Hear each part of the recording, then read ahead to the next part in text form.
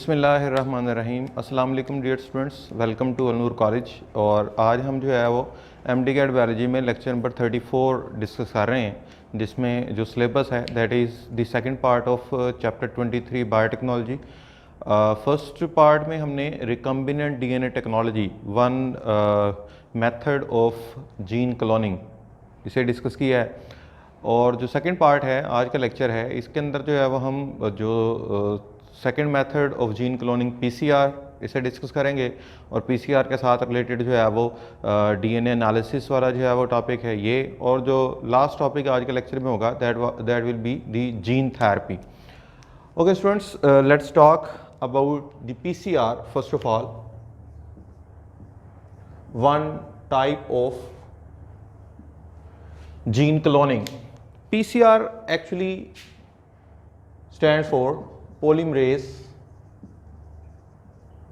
chain reaction.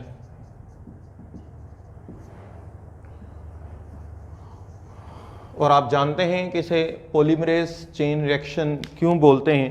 यहाँ पे जो पोलीमरेज है that is for the enzyme, जैसे आप ऑलरेडी डीएनए रेप्लिकेशन के अंदर जो है वो पढ़ चुके हैं।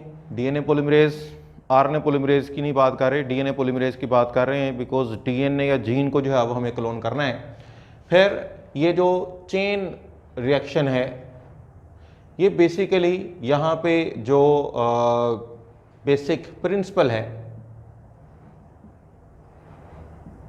इस मेथड में जीन क्लोनिंग का वो यही है कि ये जो रिएक्शन है ये चेन फॉर्म में जो है वो रिपीट होगा, और उस रेपिटेटिव जो है वो मेथड की वजह से यहाँ पे जो है वो हमें जीन की बहुत सारी जो है वो जो कॉपीज़ हैं वो मिल जाती हैं।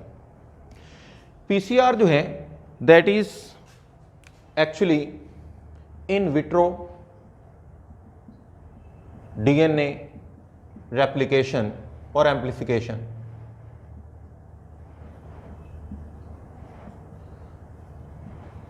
In vitro means that this replication will not occur inside cell. Vitro basically जो है वो वर्ड ही आउटसाइड बॉडी को जाहिर करता है, लैब को या ट्यूब को जो है वो जाहिर करता है। तो क्योंकि हमें जो है वो ये जो रिएक्शन है ये पीसीआर ट्यूब में परफॉर्म करना है, आउटसाइड दी सेल जो है वो परफॉर्म करना है, as compare to recombinant DNA technology, जहाँ पे सेल के अंदर बेसिकली हम जो है वो जो जीन है उसे क्लोन करवा रहे थे, and that cell was the expression system bacterial cell. लेकिन यहाँ पे सेल इन्वॉल्व नहीं है, बल्कि जो है वो हम ट्यूब के अंदर या लैब के अंदर ये प्रोसेस जो है वो परफॉर्म करवाते हैं जीन क्लोनिंग का। इन विट्रो भी कहते हैं, कन्फाइंड एम्प्लीफिकेशन भी इसको जो है वो कहा जाता है। कन्फाइंड इसलिए कहते हैं क्योंकि एक पर्टिकुलर जो सीक्वेंस है यहाँ सिर्फ उसी की जो है वो एम्प्लीफिकेशन या रेप्लिकेशन जो है वो हो सकेगी। इसके जो एडवांटेजेस हैं वो एक तो ये कि ये एक रैपिड क्विक मेथड है, और दूसरा बड़ा जो एडवांटेज हमें जो है वो नज़र आता है वो है the specificity. It is very specific. Recombinant DNA technology में जब हम जीन जो है जीन ऑफ इंटरेस्ट उसको आइसोलेट करते हैं तो उस वक्त जो है वो रिस्ट्रिक्शन एंजाइम हो सकता है कि आपका जो जीन ऑफ इंटरेस्ट है उसके अलावा जो अदर जीन है या कोई अदर न्यूक्लियोटाइड सीक्वेंस है उसको भी साथ में जो है वो ले आए और वो भी जो है वो क्लोन हो जाए। मगर यहाँ पे जो है वो डीएनए आप जो है वो सेगमेंट जितना मर्जी बढ़ा दें, लेकिन जो है वो क्योंकि आपको जो प्राइमर हैं वो अपना जो जीन ऑफ इंटरेस्ट है उसके मुताबिक जो है वो आपने बनवाए हुए हैं, तो इसलिए यहाँ पे जो है वो जो रेप्लिकेशन है it is very very specific. Okay, यहाँ पे जो एक ड्रॉबैक हो सकता है, ड्रॉबैक कह भी सकते हैं नहीं भी, कि रिकम्बिनेंट डीएनए टेक्नोलॉजी की निस्बत ये जो रेप्लिकेशन मेथड है इसमें जो एम्प्लीफिकेशन है वो लो है, low amplification as compare to recombinant DNA technology. No doubt कि इसमें मिलियंस ऑफ कॉपीज जो है वो आपको एक जीन की या एक डीएनए सेगमेंट की जो है वो ज़रूर मिलती हैं, मगर उसके बावजूद अनलिमिटेड कॉपीज नहीं मिल रही। तो आपको अगर जो है वो कोई प्रोटीन प्रोडक्ट हासिल करनी है तो फिर तो जो है वो आप जीन के थ्रू रिकम्बिनेंट डीएनए टेक्नोलॉजी जो है वो उसी को अप्लाई करेंगे और फिर प्रोटीन लेते हैं। जैसे इंसुलिन हार्मोन जो है वो मार्केट के अंदर अवेलेबल है, या अदर प्रोटीन्स जो हैं जिनको जो है वो किसी भी डिजीज़ को क्योर करने के हवाले से जो है वो मार्केट में अवेलेबल जो है वो आपको नज़र आती हैं। तो वो तमाम के तमाम रिकम्बिनेंट डीएनए टेक्नोलॉजी या जेनेटिक इंजीनियरिंग के थ्रू जो है वो प्रोसीड की गई।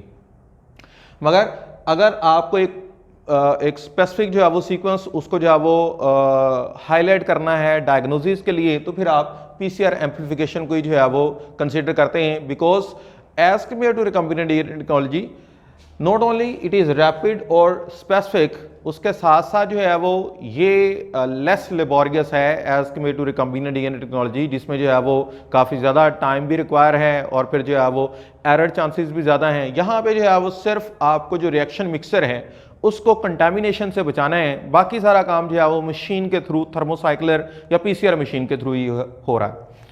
ओके जी, उसके अलावा एक और जो पॉइंट इसके साथ हम जो है वो कंसर्न करेंगे that this amplification is easy to analyse. आप बड़ी आसानी से जो है वो एनालाइज कर सकते हैं कि आपका जो पर्टिकुलर सीक्वेंस ऑफ न्यूक्लियोटाइड या जीन है वो रेप्लिकेट हुआ है या नहीं हुआ, और उसकी बिना पर जो है वो आप उसकी जो प्रेजेंस है या एब्सेंस है उसको फौरी तौर पे जो है वो जज कर लेते हैं। Okay students, now coming towards the requirements, जो जो चीज़ें इसमें जो है वो हमें चाहिए पीसीआर एम्प्लीफिकेशन के लिए या पॉलीमरेज चेन रिएक्शन को परफॉर्म करने के लिए। This was first done by Kary Mullis. उसने जो है वो एक ब्रिज के नीचे से गुजरते हुए लाइट्स को जो है वो लेफ्ट टू राइट या राइट टू लेफ्ट जो है वो इस तरह से मूव करते हुए देखा, तो वहाँ से उसके जो है वो ज़हन में आया कि जो डीएनए है उसके भी दोनों स्टैंड्स को हम जो है वो लेफ्ट टू राइट या राइट टू लेफ्ट जो है वो एम्पलीफाई अगर करवा लें और ये एक चेन मैनर में साइक्लिक प्रोसेस जो है वो हो, तो हम एक जीन की बहुत सारी कॉपीज जो है वो बना सकते हैं। ठीक है, तो मतलब एक आइडिया उसके ज़हन में आया और उस आइडिया को उसने फिर जो है वो अप्लाई किया 1983, और जो है वो ये जो जीन क्लोनिंग मेथड है इसको उसने जो है वो इंट्रोड्यूस किया। पीसीआर में हमें जो चीज़ें रिक्वायर हैं उसमें एक तो जीन ऑफ इंटरेस्ट,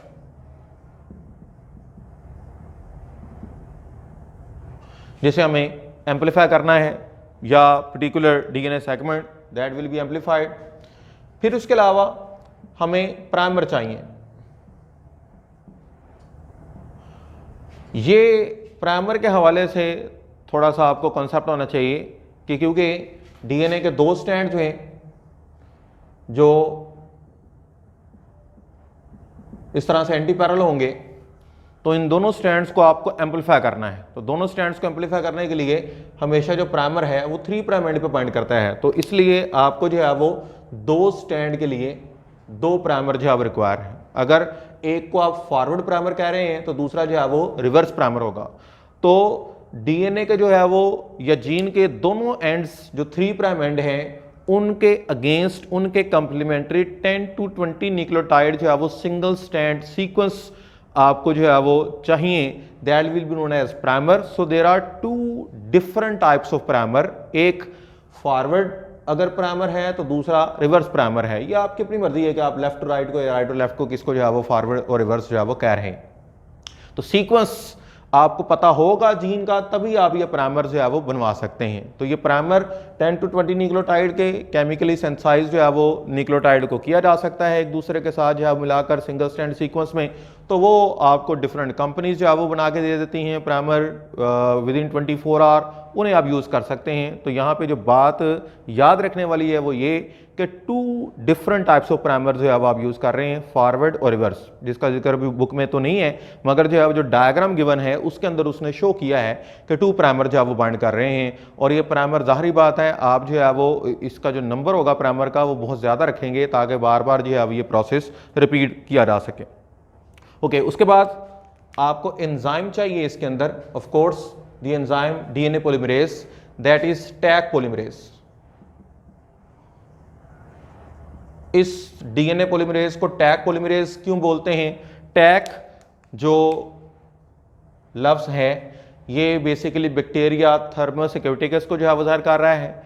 शुरू में जो है वो डीएनए पॉलीमरेज को जब यूज़ किया गया तो ये एक आम पॉलीमरेज था जो हर पीसीआर रिएक्शन के बाद, जो कि 5 या 6 मिनट या 4.5 मिनट्स का जो है वो रिएक्शन था, उसके अंदर बार बार आपको एंजाइम ऐड करना पड़ता था, क्योंकि जो पीसीआर है इसके फर्स्ट स्टेप में जब डीनेचुरेशन करते हैं तो जो टेम्परेचर है वो बहुत ज़्यादा हाई होता है 90-95 डिग्री सी, जिसके थ्रू जो एंजाइम है वो डीनेचर हो जाता है। तो फिर इसको किस तरह से जो है वो कवर किया गया, हर दफ़ा जो है वो अगर आपको 3-4 घंटे के लिए रिएक्शन को जो है वो प्रोसीड करना है तो आप हर 5 मिनट के बाद अगर एंजाइम उसके अंदर ऐड कर रहे हैं तो ये भी जो है वो जो मेथडोलॉजी है ये बड़ा जो है वो मुश्किल काम हो जाता है, लेबोरियस मेथड जो है वो हो सकता है। तो उसके लिए उन्होंने जो है वो इसको सॉर्ट आउट यूँ किया कि एक टेम्परेचर इनसेंसिटिव बैक्टीरिया थर्मोसिक्यूटिकस, जो कि जो है वो थर्मोस्टेबल जो है वो बैक्टीरिया है, इसके एंजाइम भी जो है वो टेम्परेचर इनसेंसिटिव थे, इसमें से जो है वो उन्होंने इसे आइसोलेट किया एंजाइम को, डीएनए पॉलीमरेज को। ये थर्मोस्टेबल पॉलीमरेज है, इसलिए टैग पॉलीमरेज को ही हम जो है वो इसके अंदर यूज कर रहे हैं। Fourth, dNTPs. ये डीएनटीपीज इसलिए लिख रहा हूं क्योंकि आपने डीडीएनटीपीज भी जो है वो जीन सीक्वेंसिंग के अंदर पढ़ा है। ये जो डीडीएनटीपीज हैं ये डाई डीऑक्सी राइबोन्यूक्लियोटाइड ट्राइफॉस्फेट्स हैं, और डाई डीऑक्सी न्यूक्लियोटाइड्स हैं, इन्हें चेन टर्मिनेटिंग न्यूक्लियोटाइड्स भी कहते हैं। जहां पे ये न्यूक्लियोटाइड्स ऐड हो जाते हैं वहां पे जो है वो जो एम्प्लीफिकेशन है, ये पॉलीमराइजेशन है, ये न्यूक्लियोटाइड की एडिशन है वो खत्म हो जाती है। लेकिन जो आम न्यूक्लियोटाइड्स हैं ये डीएनटीपीज होते हैं, डीऑक्सी राइबोन्यूक्लियोटाइड्स हैं, ठीक है, ट्राइफॉस्फेट की शक्ल में ही वो ऐड होते हैं। डीएनटीपीज एक्चुअली न्यूक्लियोटाइड्स हैं। जाहिर बात है इन प्राइमर के बाद जो है वो नेक्स्ट अगर मजीद इसको जो है वो एम्पलीफाई होना है तो न्यूक्लियोटाइड्स रिक्वायर हैं फॉर टैग पॉलीमरेज, तो वो हम जो है अब इसके अंदर ऐड कर रहे हैं डीएनटीपीज की शक्ल में। फिर हमें एक मशीन चाहिए जिसमें जो टेम्परेचर है वो साइक्लिक वे में जो है वो इस रिएक्शन को करवा सकता है, that is thermocycler. PCR machine जो है वो इसे कहते हैं, ये इसके अंदर जो है वो रिक्वायर है। और एंड पे जो है वो हमें एक बफर मिक्सर जो है उसकी ज़रूरत होगी, जिसमें हम जो है वो मैग्नीशियम आयंस वगैरह को जो है वो ऐड किए हुए हैं। ये बफर मिक्सर जो है वो इसे पीसीआर रिएक्शन मिक्सर भी कहते हैं, पीसीआर जो है वो रिएक्शन कॉकटेल भी जो है बोलते हैं, ये चीज़ें हैं। तो मेन यही है जी 1, 2, 3, 4 एंड 5, ठीक है। अगर आपको जो है वो एक जर्नल वे में जो है बात करनी है, थ्योरेटिकल फॉर्म में जो है अगर आप इसको डिस्कस कर रहे हैं, और जब आप इसको परफॉर्म करेंगे तो सारी बात है आपको बफर्स वगैरह भी जो है वो चाहिए। ओके जी, how mechanism will be performed और मैकेनिज्म विल प्रोसीड, तो उसके लिए देखें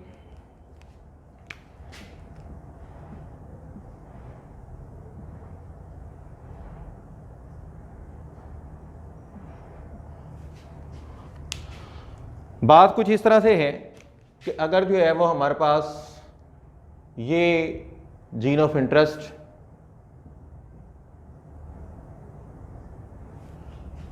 या डीएनए सेगमेंट है जिसे हम एम्पलीफाई करवा रहे हैं, तो सबसे पहले इन the first step of mechanism हम इस डीएनए या जीन सेगमेंट को डीनेचरेशन के थ्रू इसके जो दोनों डीएनए स्टैंड्स हैं इनको सेपरेट करते हैं।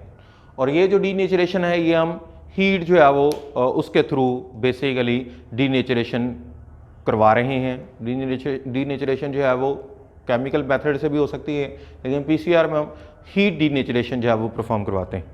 और इसके लिए जो टेम्परेचर है वो तकरीबन 90 to 95 डिग्री से होता है। और बुक के अंदर जो है वो उसने इसको हर जो है वो जीन या डीएनए सेगमेंट के लिए जो स्टेप्स हैं, जो मैकेनिज्म स्टेप्स हैं, उनका जो टाइम पीरियड है वो थोड़ा बहुत कम ज़्यादा हो सकता है, मिनट्स में होता है, और वो डिपेंड करता है कि आपका जो जीन है वो कितना बड़ा है या कितना छोटा है उसके ऊपर। तो अगर एक जो है वो नॉर्मल जीन है तो उसके लिए जो है वो हम ये डीनेचरेशन 1 मिनट के लिए जो है वो परफॉर्म करते हैं, घंटों के लिए परफॉर्म नहीं करते, होता ये 1 to 2 मिनट्स का जो है वो स्टेप है। ओके जी, फर्स्ट स्टेप में डीनेचरेशन और उसके थ्रू डीएनए के दोनों स्ट्रैंड जो है वो सेपरेट हो गए कुछ इस तरह से।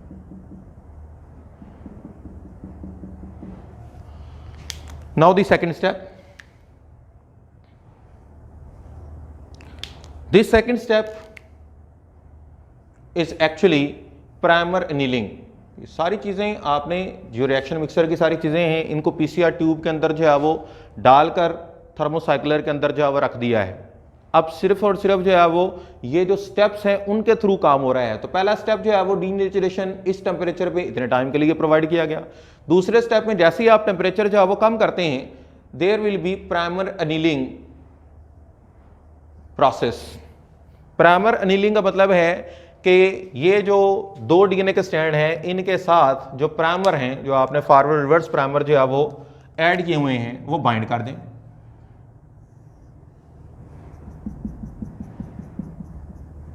तो दोनों स्ट्रैंड्स के जो 3 प्राइम एंड हैं, मतलब अगर यहां पे 3 प्राइम एंड ये है और यहां पे 3 प्राइम एंड ये है, तो इन दोनों के साथ जो है वो जो प्राइमर है जो कि 10 to 20 न्यूक्लियोटाइड जो है वो sequence complementary to each 3 prime end वो आपने ऐड किए हुए हैं, वो इसके साथ बाइंड कर देंगे। और इसके लिए जो टेम्परेचर होता है वो तकरीबन जो है वो ये 50 to 65 जो है वो रखा जाता है। मैं इसको जो है वो 55 कह देता हूँ। लो टेम्परेचर जो है वो प्रोवाइड किया जाता है। डीनेचरेशन के टेम्परेचर वेरी हाई है और जैसे ही टेम्परेचर लो करेंगे जो प्राइमर हैं वो बाइंड कर जाते हैं। और ये बुक में जो है वो जो इसका टाइम पीरियड गिवन है दैट इज ऑफ 2 मिनट्स। तो 1 to 2 minutes again primary annealing जो है वो उसके लिए आपको टेम्परेचर प्रोवाइड करना है। और उसके बाद लास्ट स्टेप है of 1 cycle that is the extension which is done of course by the main enzyme Taq polymerase। और इसके लिए टेम्परेचर जो है वो थोड़ा सा आप हाई कर देते हैं, 70 के करीब जो है वो होता है। And again according to book this is for 1.5 minutes. Temperature book में गिवन नहीं है, उनको आप जो है वो ज़हन में रख लीजिएगा कि पहले टेम्परेचर हाई फिर लो और फिर थोड़ा सा जो है वो हाई। 1.5 मिनट्स के लिए जब आप जो है वो टेम्परेचर प्रोवाइड करते हैं तो जो DNTPs हैं जिन्हें आपने जो है वो इसके अंदर ऐड किए हुए हैं,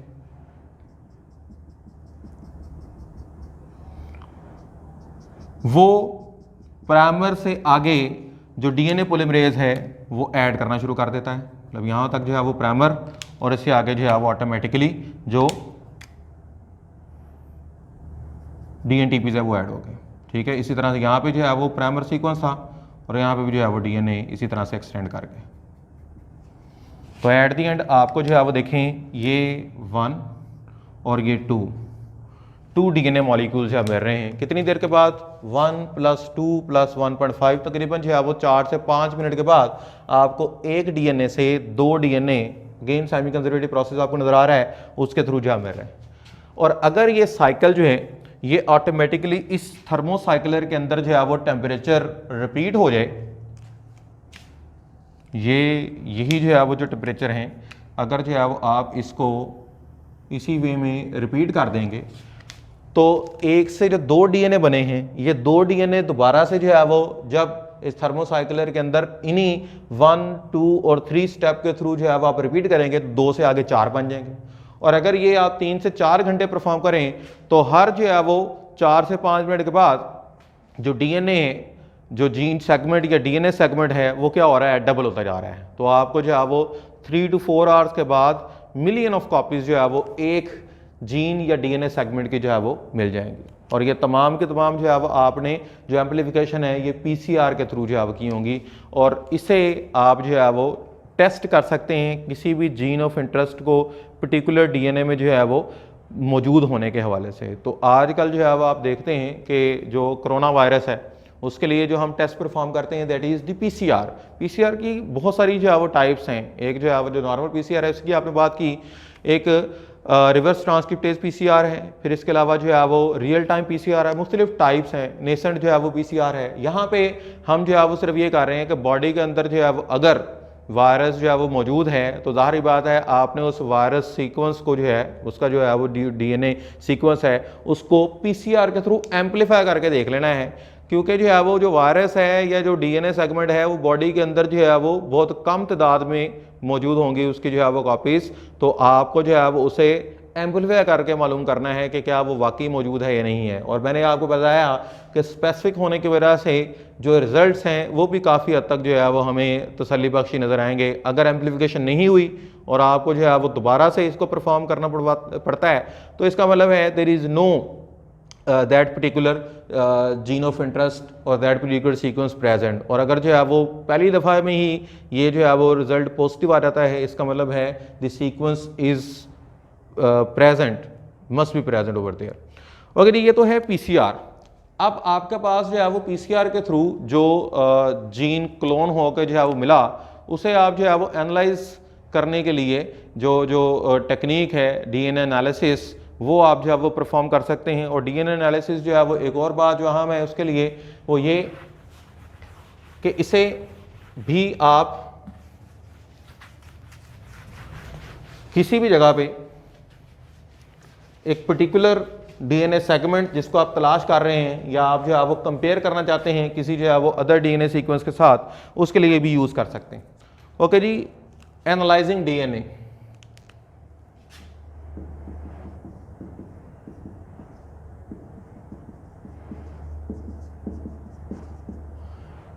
डीएनए को एनालाइज कैसे किया जाता है?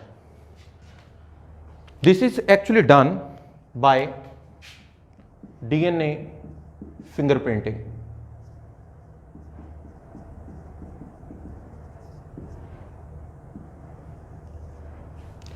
इसे डीएनए फिंगरप्रिंटिंग भी कहते हैं, डीएनए प्रोफाइलिंग भी इसे बोलते हैं।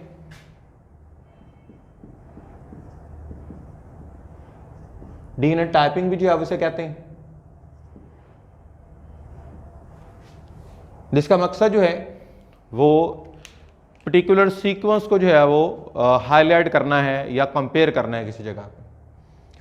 ओके, आप जानते हैं कि एक स्पीशीज से ताल्लुक़ रखने वाले जो तमाम जानदार हैं उनके अंदर जो है वो जो डीएनए न्यूक्लियोटाइड सीक्वेंस हैं वो काफ़ी हद तक एक जैसे हैं, जीन सीक्वेंस जो है वो सेम, मगर उसके बावजूद कुछ ना कुछ जो है वो हर शख्स के अंदर जो डीएनए है उसमें चेंज ज़रूर होगी, just as the fingerprints of your hand.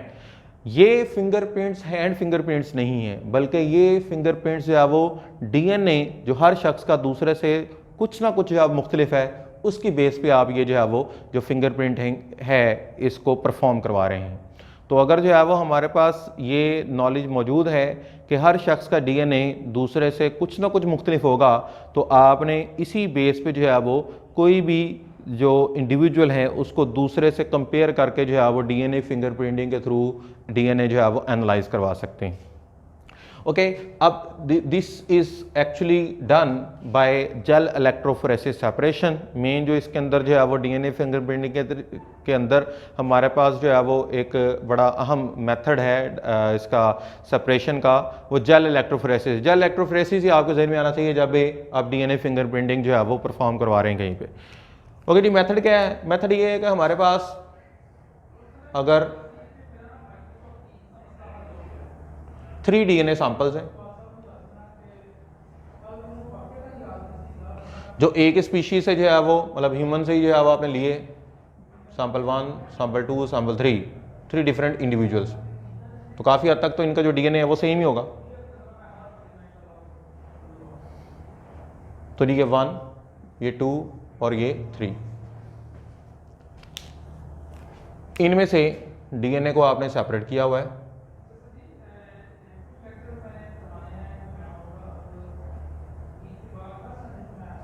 Okay,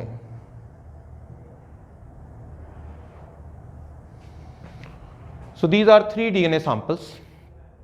इन्हें आपने जो है वो एक दूसरे से कंपेयर करना है। और एक बात याद रखें कि ये जो डीएनए 1 है इसको एक दफ़ा आपने इस प्रोसेस से गुजार लिया तो आप जब भी इसे दोबारा इस प्रोसेस से गुजारेंगे तो रिजल्ट आपके पास जो है वो सेम ही आएंगे।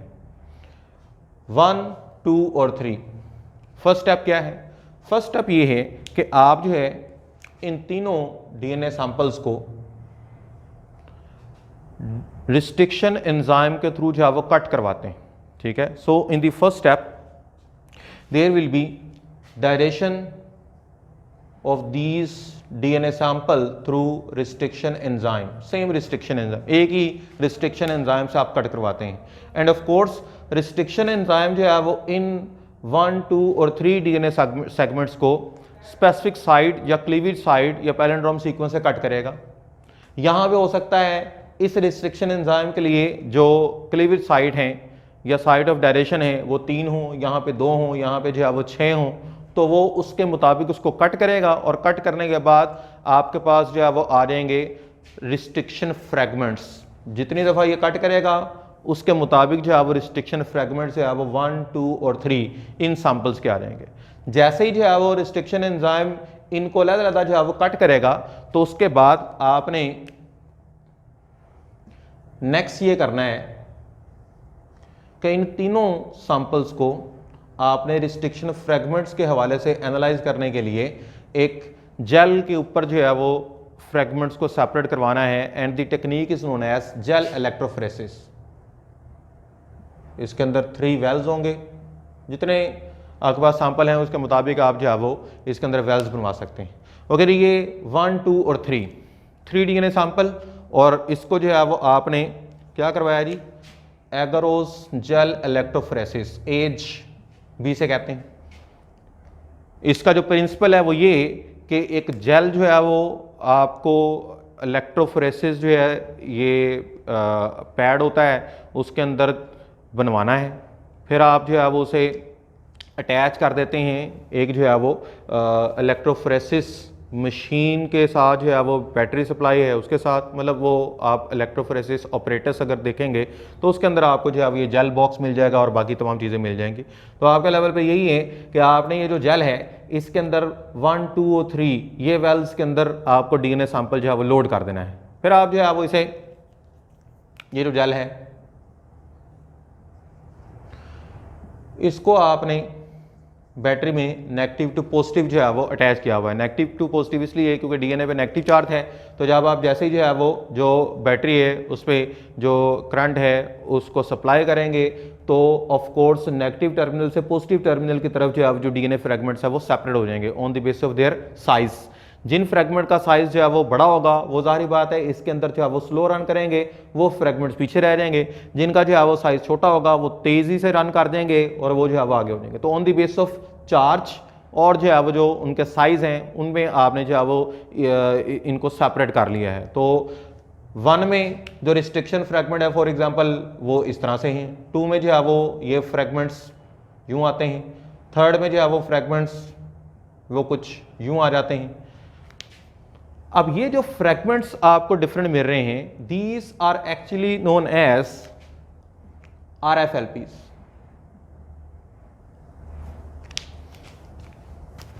रिस्ट्रिक्शन फ्रैगमेंट्स मिल रहे हैं, ये क्योंकि आपस में जो है वो अलग-अलग हैं इसलिए आप इसके लिए जो है वो टर्म यूज करते हैं RFLPs, restriction fragment length polymorphism. This is because of this DNA fingerprinting.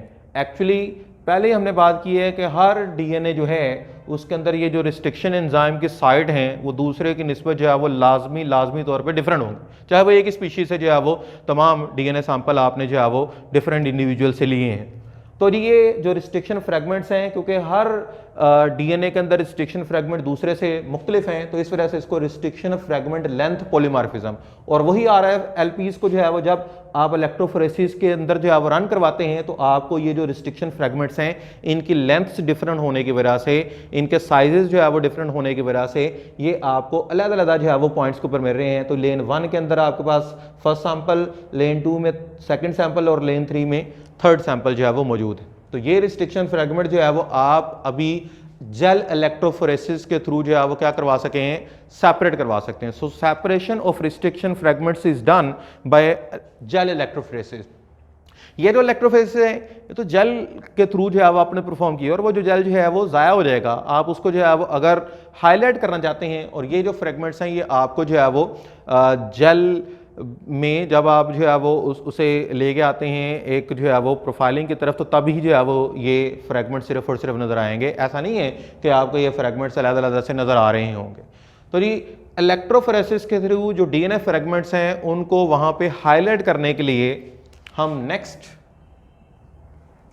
जो प्रोसेस परफॉर्म करेंगे दैट इज ब्लॉटिंग।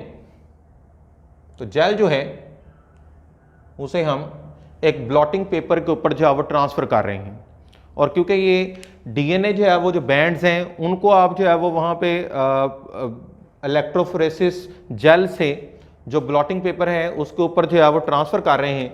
सो इस ब्लॉटिंग को सदरल ब्लॉटिंग कहते हैं। ब्लॉटिंग पेपर पे जो है वो एक यूं समझ लें कि जैसे प्लास्टिक पेपर होता है उस तरह का एक पेपर है, वो ब्लॉटिंग पेपर जो है वो उसके ऊपर आप ये जो फ्रैगमेंट्स हैं या डीएनए बैंड्स हैं इन्हें ट्रांसफ़र कर रहे हैं, क्योंकि ये जो पेपर है ये आपके पास जो है वो डायग्नोसिस के लिए सेव हो सकता है। नोट दी जेल तो टूट जाएगा। अगर ये ब्लॉटिंग आपने जब करवानी है तो उसके साथ साथ आपने जो है वो ये जो फ्रैगमेंट्स हैं ये जो बैंड्स हैं इनको जो है वो हीट डीनेचर भी कर लेना है, ताकि जो है वो आप जब प्रॉब हाइब्रिडाइजेशन करवाएं, जब इसके ऊपर प्रॉब्स जो है वो रेडियोएक्टिव प्रॉब्स जो है वो यूज़ करें तो वो वहाँ पे जो बैंड्स हैं वो हाईलाइट हो सकें। तो ब्लॉटिंग आपने करवाई, ब्लॉटिंग के फौरी बाद मतलब यहाँ पे जो बैंड्स हैं ये अभी मैं इसलिए नहीं शो कर रहा, ये बैंड्स ट्रांसफ़र ज़रूर होंगे लेकिन ये आपको नज़र तब आएंगे जब इसके ऊपर आप जो है वो जो 10 to 100 न्यूक्लियोटाइड के बराबर जो है वो एक प्रॉब सीक्वेंस है वो आप ऐड कर देंगे। जैसे ही आप ब्लॉटिंग के बाद प्रॉब हाइब्रिडाइजेशन करते हैं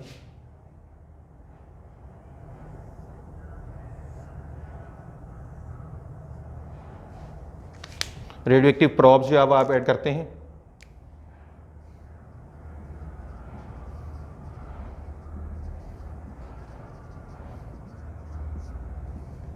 और ये प्रॉब्स क्योंकि रेडियोएक्टिव जो है वो आपने टैग्स लगाए हुए हैं तो वो जो ऑटो रेडियोग्राफ है उसके अंदर आपको यही बैंड जो है वो एग्जैक्ट इसी वे में नज़र आ रहे होंगे जिन्हें आप जो है वो सेव कर सकते हैं। क्योंकि ये 3 हो गए, उसके अलावा जो है वो ये एग्जैक्ट उसी तरह से 3 हो गए, और जो है वो 6 बैंड्स आपको उसी फॉर्म में उसी फॉर्मेट में जो है वो यहाँ पे मिल जाए। ये जो 1, 2 और 3 इन 3 सैंपल्स में आपने ऑटो रेडियोग्राफ के बाद जो है वो ये जो बैंड्स है वो नज़र आ रहे हैं या बैंड्स जो देखे हैं ये एग्जैक्ट सेम रहते हैं इन अ पर्टिकुलर इंडिविजुअल।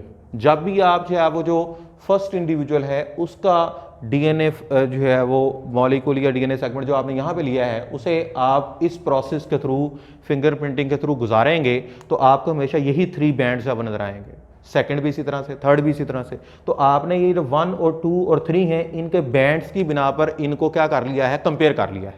ठीक है, तो जहां भी आपको ये फर्स्ट इंडिविजुअल को, सेकंड इंडिविजुअल को, थर्ड इंडिविजुअल को जो है वो डीएनए के हवाले से डायग्नोज करवाना है तो अगर आपके पास जो है वो ये बैंड सीक्वेंस मौजूद है तो आप फौरी तौर पे इसका पता चला सकते हैं। अब जो एक और बड़ी अहम बात वो ये कि जाहिर बात है कोई भी एक इंडिविजुअल जो है उसके अंदर ये जो फ्रैगमेंट्स होंगे RFLPs होंगे इनमें से बहुत सारे अपने पेरेंट्स के साथ मैच करते होंगे। तो हम डीएनए फिंगरप्रिंटिंग को इसलिए अप्लाई कर सकते हैं टू डायग्नोज डिस्प्यूटेड पैटर्निटी, जिसका बुक में जो आप जिक्र किया हुआ है। उसके अलावा जो है फोरेंसिक स्टडी में जो है वो आप जानते हैं कि जो क्रिमिनल्स हैं उनको आइडेंटिफाई करने के लिए जो है वो हम यूज़ कर सकते हैं। बुक के अंदर जो है वो ये एग्जांपल भी जो है वो लिखी हुई है, उसे आपने जो है वो पढ़ा हुआ। ओके, उसके अलावा जो है वो इसको हम अप्लाई कर सकते हैं डायग्नोसिस फॉर वायरल इन्फेक्शंस, जैसे कोरोना वायरस है उसको जो है वो आप सबसे पहले PCR एम्पलीफाई करवाएंगे और उसके बाद जो है वो आप ये डीएनए एनालिसिस के थ्रू उसे जो है वो फौरी तौर पे देख लेंगे कि उसके अंदर जो है वो जो PCR प्रोडक्ट है वो मौजूद है या नहीं। ओके जी, उसके अलावा जो है वो हम इसे डिफरेंट इन्फेक्शन, जेनेटिक डिसऑर्डर या कैंसर जो है उसकी बात की हुई है। एवोल्यूशनरी हिस्ट्री फाइंड आउट करने के लिए भी अप्लाई कर सकते हैं। मतलब आपको कोई भी जो है वो ममीफाइड जो है डीएनए सैंपल दिया गया है और आप उसको जो है वो इस मेथड के थ्रू पहले आप पीसीआर एम्पलीफिकेशन करेंगे, फिर जो है वो आप जेल इलेक्ट्रोफोरेसिस और ब्लॉटिंग के थ्रू जो है वो उसके अंदर जो बैंड पैटर्न है उसको देखेंगे और डिफरेंट जो स्पीशीज़ हैं उनके बैंड पैटर्न के साथ उसे कंपेयर कर देंगे on the base of DNA fingerprinting, और उससे आपको काफ़ी हद तक पता चल जाएगा that particular mummified sequence belongs to what type of individuals that are present today. तो आज के जो है वो जो स्पीशीज़ हैं उनके साथ किसके साथ जो है वो उसको हम मैच कर सकते हैं, कंपेयर कर सकते हैं। फॉसिल रिकॉर्ड से हमें जो है वो बड़ी आसानी से ये अंदाज़ा हो सकता है। ओके जी, that was all about the DNA fingerprinting and PCR amplification. PCR amplification इसलिए ज़रूरी है कि कोई भी जो डीएनए सेगमेंट या जीन आपको प्रोवाइड किया जाता है इंडिविजुअल में, उसका कॉपी नंबर इंक्रीज करना ज़रूरी है। कॉपी नंबर इंक्रीज होगा तो आप ये जो है वो इलेक्ट्रोफोरेसिस के थ्रू या ब्लॉटिंग के थ्रू से एम्पलीफाई करने के बाद जो है वो देख सकते हैं। अब ज़ाहिरी बात है अगर ये डीएनए है ही बहुत थोड़ा, तो आप जब उसे कट करेंगे तो ये जो बैंड्स आएंगे तो आपके पास आएंगे नहीं। ये बैंड्स तभी आएंगे जब आपके पास ये जो पर्टिकुलर डीएनए है इसकी जो है वो जो कॉपीज़ हैं बहुत ज़्यादा मौजूद हों। अगर ये डीएनए जो है वो मिलियन ऑफ कॉपीज़ के फॉर्म में है तो ऑटोमेटिकली ये जो बैंड्स हैं ये वाज़े होंगे, और अगर जो है वो आप एम्पलीफिकेशन नहीं करते तो इसका कोई फ़ायदा नहीं है। तो जब भी हम डीएनए एनालाइज करते हैं, फिंगरप्रिंटिंग परफॉर्म करते हैं, पहले हमें पीसीआर एम्पलीफिकेशन करवानी है। इसीलिए वो जहाँ पे जो है वो उसने लिखा हुआ है कि जी जो डीएनए एनालिसिस या इसकी जो है वो जो पीसीआर एम्पलीफिकेशन की एप्लीकेशन है वो क्या है, उनको उसने इकट्ठा ही जो है वो लिखा है वहाँ। ओके जी, last one that is gene therapy, gene के जरिए इलाज। तो ड्रग्स के अलावा हम जीन के जरिए भी जो पर्सन्स हैं उनको क्योर कर रहे हैं। That is a big advantage of biotechnology.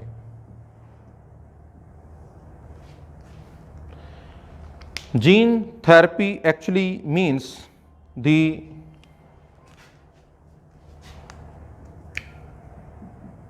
replacement of faulty or defective genes by normal genes to cure a particular disorder। Diabetes mellitus की अगर बात करें तो इंसुलिन प्रोटीन जो है जो मार्केट के अंदर अवेलेबल है उसके लिए वो पूरी लाइफ के लिए डिपेंडेंट है अपॉन इंसुलिन। मतलब वो जो डायबिटिक पेशेंट्स हैं उनको आपने जो है वो बायोटेक्नोलॉजी प्रोडक्ट के तौर पे इंसुलिन प्रोवाइड तो की है, लेकिन वो इंसुलिन जो है वो टैबलेट फॉर्म में या इंजेक्शन फॉर्म में जो है वो हमेशा के लिए उसके ऊपर डिपेंडेंट है। लेकिन अगर आप ऐसा करें कि उनके अंदर जो वो जो जीन है डिफेक्टिव जीन, इंसुलिन जीन, उसको आप नॉर्मल जीन जो है नॉर्मल इंसुलिन जीन से रिप्लेस कर दें, so that process is gene therapy and this has to be done for one time। एक दफ़ा जो है वो ये काम करना पड़ेगा। जैसे नॉर्मल जीन उनके अंदर जो है वो वर्क करेगा तो वो मुकम्मल तौर पे सेहतयाब हो जाएंगे। वो मुकम्मल तौर पे जो है वो उनके अंदर जो इंसुलिन हार्मोन है वो बॉडी के अंदर ऐसा जो है बनना शुरू हो जाएगा। मगर जो यहाँ पे प्रॉब्लम्स आते हैं वो कुछ लिमिटेशंस हैं, या वो जो जीन है नॉर्मल जीन वो एक्चुअल के लोकस पे जो है वो जाके इंसर्ट होता है या नहीं होता, या उसके साथ जो है वो जो कोई अदर सीक्वेंस है वो ना ऐड हो जाए। ये थोड़ी सी जो है वो लिमिटेशंस आती हैं जिनके ऊपर आहिस्ता आहिस्ता से जो है वो फोकस किया जा रहा है और उसके ऊपर अबूर हासिल किया जा रहा है। लेकिन उसके बावजूद हमने जो है वो बहुत सारी जो डिजीज़ हैं उनको जीन थेरेपी के थ्रू जो है वो क्योर कर लिया है। इसके हमारे पास दो मेथड्स हैं, one which is known as ex vivo method performed outside the body and the other is in vivo। vivo जो वर्ड है ये बॉडी के लिए यूज करते हैं, एक्स आउटसाइड। तो अगर आउटसाइड दी बॉडी जो है वो हम यूज़ कर रहे हैं एक्स विवो जीन थेरेपी, मतलब सेल को बॉडी से बाहर निकालें, उसके अंदर जीन इंसर्ट करें, फिर उस सेल को दोबारा से बॉडी के अंदर लेके जाएं, तो ये एक्स विवो। लेकिन इन विवो में हमें जो सेल्स हैं जिनके अंदर डिफेक्टिव जीन प्रेजेंट है उन्हें टारगेट करना पड़ेगा थ्रू वेक्टर्स जो कि लिपोसोम्स हो सकते हैं, ठीक है, या इसी तरह से जो है वो जो वेक्टर्स अवेलेबल हैं in the form of plasmid उनको जो है वो यूज़ किया जा सकता है।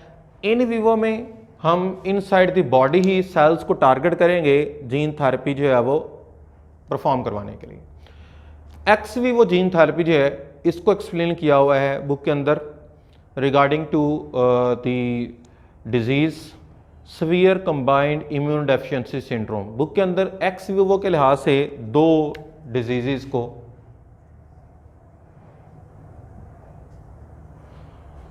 एक्सप्लेन किया है, एक सीवियर कंबाइंड इम्यूनोडेफिशिएंसी सिंड्रोम और दूसरा जो है वो फेमिलियर हाइपरकोलेस्टेरोलेमिया। उसके अलावा बुक के अंदर जितनी भी जो है वो उसने डिसऑर्डर लिखे हैं वो तमाम इन विवो जीन थेरेपी के हवाले से। तो SCID severe combined immunodeficiency syndrome, इसको सबसे पहले जो है वो देखते हैं। ये जो डिजीज़ है it is due to the defective ADA gene. ये वो जीन है जो एंजाइम एडिनोसिन डीएमिनेज जो है वो एक्सप्रेस करवा रहा है या बना रहा है। This gene is important for production of enzyme जो कि बी और टी सेल की मेचुरेशन में इन्वॉल्व है, और अगर ये जीन डिफेक्टिव होगा तो वो जो बी और टी सेल्स हैं वो मेच्योर नहीं होते, इम्यूनोडेफिशिएंसी होगी, and this is known as severe combined immunodeficiency syndrome. So हमें जो है वो इसके अंदर SCID में इस जीन को फोकस करना है। और हाइपरकोलेस्टेरोलेमिया जो है वो उसके अंदर वो कहता है कि बेसिकली जो है वो जो जीन है वो इसके अंदर डिफेक्टिव है जो कि जो है वो लिवर सेल्स के अंदर रिसेप्टर्स को जो है वो प्रोवाइड करेगा फॉर रिमूवल ऑफ कोलेस्ट्रॉल। तो receptor gene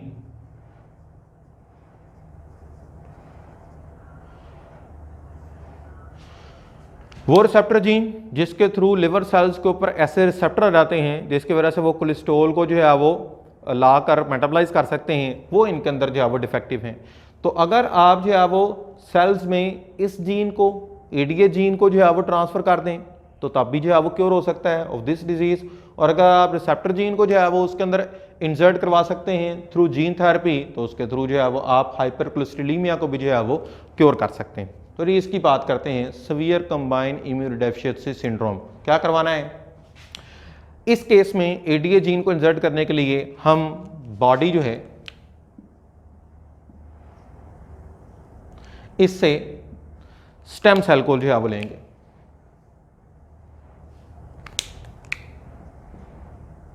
bone marrow stem cell, because ये जो सेल हैं ये बेसिकली एक तो अनडिफरेंशिएटेड फॉर्म में है और दूसरे नंबर पे ये जो है वो डिवाइडिंग सेल हैं, मतलब ये मजीद डिवाइड होकर अपने जैसे नए सेल जो है बनवाएंगे। तो हम इसलिए बॉडी से बोन मैरो स्टेम सेल लेते हैं जिनके अंदर हम जो है वो ये जो जीन है ADA जीन है फॉर दिस पर्टिकुलर डिजीज के और ट्रांसफर कर सकते हैं। ओके जी, स्टेम सेल के अंदर हमें जो जीन है उसे ट्रांसफर करने के लिए कोई ना कोई वेक्टर चाहिए, और वो वेक्टर हम यहाँ पे रेट्रोवायरस जो है यूज़ कर रहे हैं। रेट्रोवायरस के अंदर जो पर्टिकुलर जीन है ADA जीन, इसे हमने जो है वो इंसर्ट करवाया हुआ है। और रेट्रोवायरस जाहिर बात है ये इन्फेक्शियस वायरस है, तो वो इन्फेक्शन जो है वो उसकी वजह से स्टेम सेल को डिस्ट्रॉय नहीं करेगा बल्कि इन्फेक्शन की वजह से जो है वो जो रिकम्बिनेंट DNA उसे ट्रांसफ़र करेगा। तो ये जो इसके अंदर मौजूद RNA है जो कि जो है वो आपने जीन सेगमेंट के हवाले से बनाया हुआ, उसे ये रेट्रोवायरस जो है वो इसके अंदर इंट्रोड्यूस करेगा। रिवर्स ट्रांसक्रिप्टेज के थ्रू ये जो RNA है ऑफ दिस जीन वो DNA सेगमेंट के अंदर जो है वो कन्वर्ट हो जाएगा, और जैसे ही DNA इसके अंदर इंसर्ट हुआ तो उसके बाद आप ये जो स्टेम सेल जिसके अंदर आपका जो पर्टिकुलर जीन सेगमेंट है वो इंसर्ट हो चुका थ्रू दिस रेट्रोवायरस, उसे आप दोबारा से जो है वो बॉडी के अंदर ले आएंगे। तो स्टेम सेल में आपने सिर्फ जीन को क्या किया है, इंसर्ट करवाया है, किसको? नॉर्मल जीन को। और उसके बाद जो है वो उस स्टेम सेल को जिसके अंदर जीन को आपने इंसर्ट करवाया उसे दोबारा से बॉडी में ले आएंगे। बॉडी में जाकर जो है वो डिवाइड करेगा, अपने जैसे नए सेल बनाएगा, उन तमाम के पास जो है वो जो नॉर्मल जीन है वो मौजूद, नॉर्मल जीन जब प्रोडक्ट बनाएगा तो ऑटोमेटिकली ये एंजाइम बनना शुरू हो जाएगा जो कि जो है वो इस जो है वो इम्यूनोडेफिशिएंसी का क्योर है और ऑटोमेटिकली जो है वो this disease will be cured. यही काम हाइपर कोलेस्ट्रोलेमिया में करवाया जा सकता है, जहाँ पे जो है वो लिवर सेल्स के ऊपर रिसेप्टर्स नहीं हैं जो कोलेस्ट्रॉल को जो है वो क्या करवा सकें या मेटाबलाइज करवा सकें, कोलेस्ट्रॉल को जो है वो मूव करके और जो है वो ब्लड से रिमूव कर सकें। तो जी हम यहाँ पे लिवर सेल को यूज़ करेंगे क्योंकि जो लिवर सेल हैं वो खुद बेसिकली ये डिवाइडिंग सेल्स हैं, लिवर लेसरेशन आपने पढ़ा हुआ है। तो जी स्टेम सेल की जगह लिवर सेल्स के अंदर अगर आप जीन इंसर्ट करवा सकते हैं ऑफ दिस रिसेप्टर, तो उन्हें जब जो है वो दोबारा से बॉडी के अंदर लेके जाया जाएगा तो that is again x Vivo gene therapy और उसके थ्रू आप इसको भी जो है वो क्योर कर सकते हैं। इन विवो जीन थेरेपी में आपके पास जो है वो जो डिजीज़ क्योर हैं उनमें एक तो हवाला दिया गया है जी सिस्टिक फाइब्रोसिस का, सिस्टिक फाइब्रोसिस, उसके अलावा coronary artery angioplasty,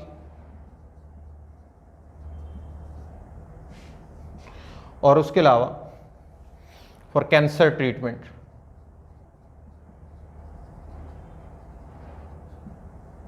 that is through in vivo and some other disease as well.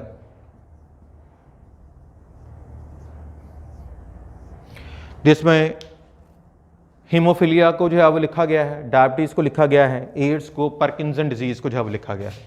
Cystic fibrosis जो है ये कैसा डिसऑर्डर है? सिस्ट बेसिकली जो है वो यहाँ, और वो जो सिस्ट है बेसिकली ये सेल क्लस्टर है जो कि इसके अंदर जो है वो बन रहा है, और फाइब्रोसिस जो है ये एक्सेस फाइबर्स को ज़ाहिर कर रहा है। इसके अंदर जो सिस्टिक फाइब्रोसिस के अंदर प्रॉब्लम है वो ये कि यहाँ पे जो transmembrane carrier of chloride ions हैं वो मौजूद नहीं, जिसकी वजह से जो है वो अकमुलेशन हो जाती है इसकी आयंस की, और वही जो है वो सेल क्लस्टर या फाइबर्स अकमुलेशन का जो है वो बायस बनती हैं इन दी रेस्पिरेटरी ट्रैक स्पेशली।